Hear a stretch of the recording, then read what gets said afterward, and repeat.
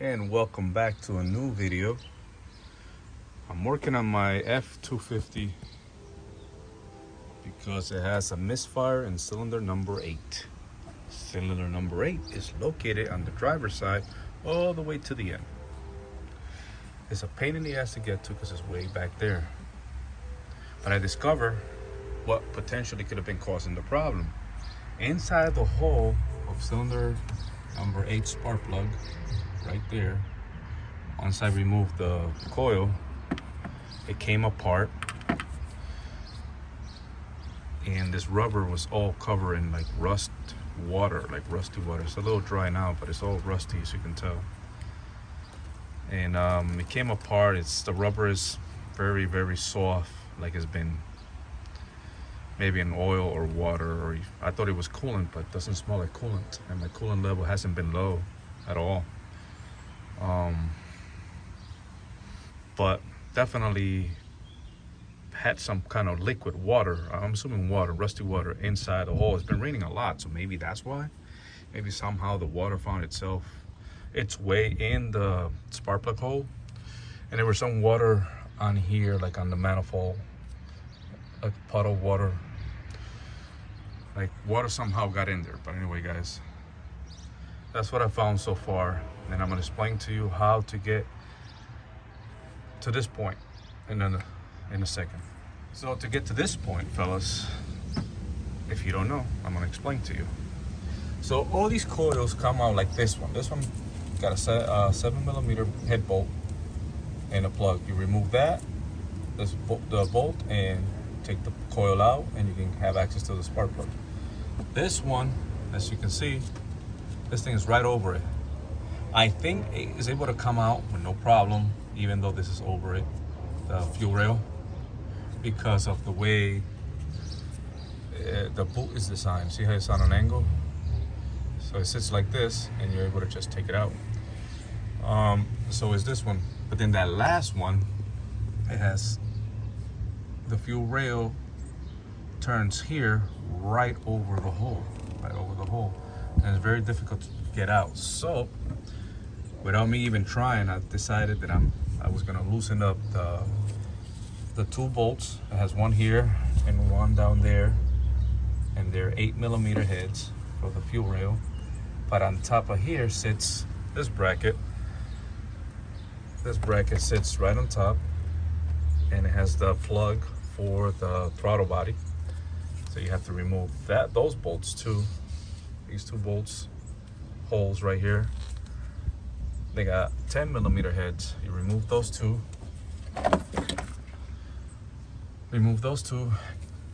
Fold the bracket over, and then remove the two for the fuel rail, and then you're able to pull up on the fuel rail. And in my case, it came up with the injector still attached to them. So make sure you blow all this out before you do any of this, because you don't want dirt going into the injector holes or into the spark plug hole. But that's how I got to this point. Now I ended up blowing with an air gun, like so, into the hole, and I got a lot of water out of it. So now I'm gonna take the spark plug out, make sure it looks good, and if it looks good, I'm gonna put the spark plug back. I don't know about the coil, man. I don't know if this is a usable coil. What do you guys think? It looks like crap. I'm gonna take this one out, put it over there in the back, put this one in the front. That way, once I put everything together, if it's whatever the number this is what, 2, 4, 6, 8, probably 2. If number 2 has a misfire, then it's easier to change. And then that way I don't bother with number 8 anymore.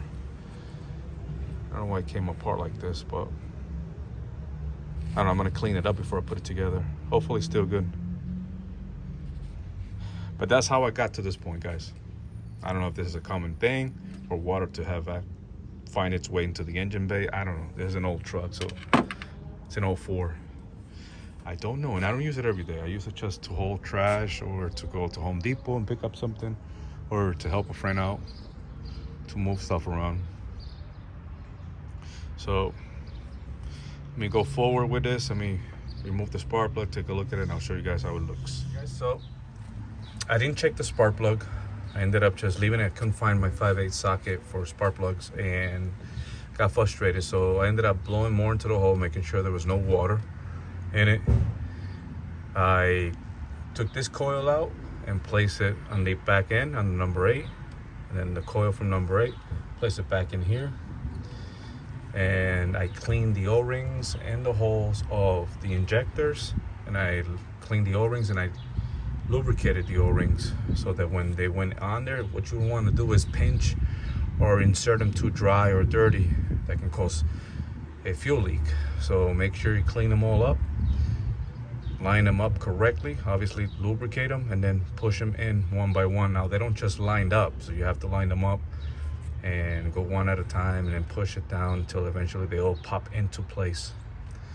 And once that's in, put the two bolts, this one and the one in the back, and then put your bracket back on here on the top. Make sure you put the plug back on the throttle body and put the 2 screws that go in there. And that's it. We're gonna try it and see. Oh, another thing, after all this, you have to put the intake. I didn't tell you that the intake tube has to be removed with the mass airflow sensor. It has a plug. You unplug it. Well, you undo it from here. It has a clamp. You remove the plug and you remove it from here. It has a clamp here. And that's it. It comes right out. It's easy. But I didn't tell you at the beginning of the video that I removed it to have access. It's one of the things you got to do. But anyway, I'm going to go ahead, put the 2 screws on there, put the intake back on, and I'm going to try see if the misfire went away or if it came back there, or is it in the front now. Okay, everything's put back together. There's the intake. Remove it from here, the plug underneath, and that clamp. That's what I was talking about. And then it has these 2 hoses. One comes off, the top one, and the other one comes off the valve cover where the PCV valve is, right here. That might not be the PCV valve, but it's a breather nipple from the valve cover. So anyways, let me go start it up and see what results we have. So I cleared the codes, started it up, ran it for a few seconds or a minute, and cylinder number 8 still has a misfire. So I guess we have to remove the spark plug. I was hoping we didn't have to do that because I put everything back together. But anyway, now we definitely got to find a spark plug socket and do this. That's the reason why I didn't take it out to begin with. Plus, I'm actually afraid of removing it because these engines are known for spitting out the spark plugs.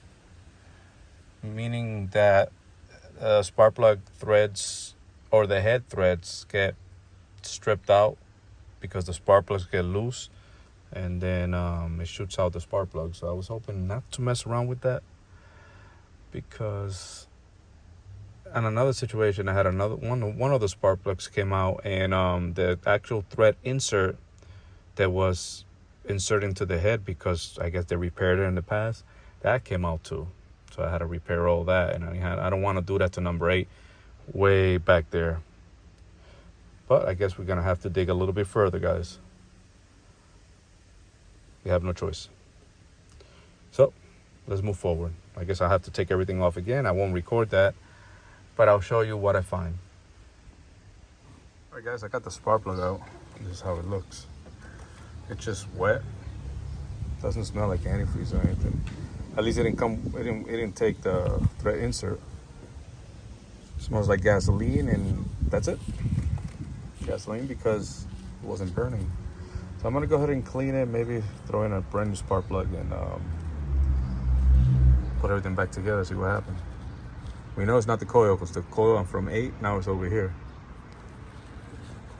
So we'll see. New spark plug and then send it home. Who knows, if I clean it, maybe that'll be it, but I don't wanna do this again if I don't have to. I'm gonna go get a spark plug, throw it in there. And we got a new spark plug. There's the old one and the new one.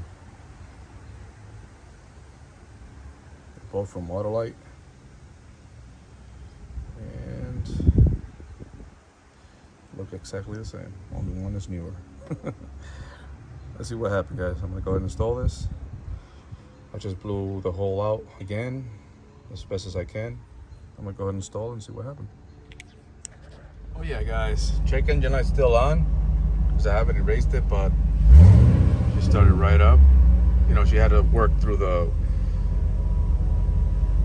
maybe whatever fuel was in the cylinder or whatever water got, went into the cylinder when I removed the spark plug, even though I cleaned it up. Plus the injectors and everything was empty without fuel. I had to build up the pressure anyway. After it worked itself through, it's running good the way it usually does, idling good, steady, it's not shaking. I'm gonna go ahead and raise the light, and that's a fix, guys. Sorry I started the video a little late, and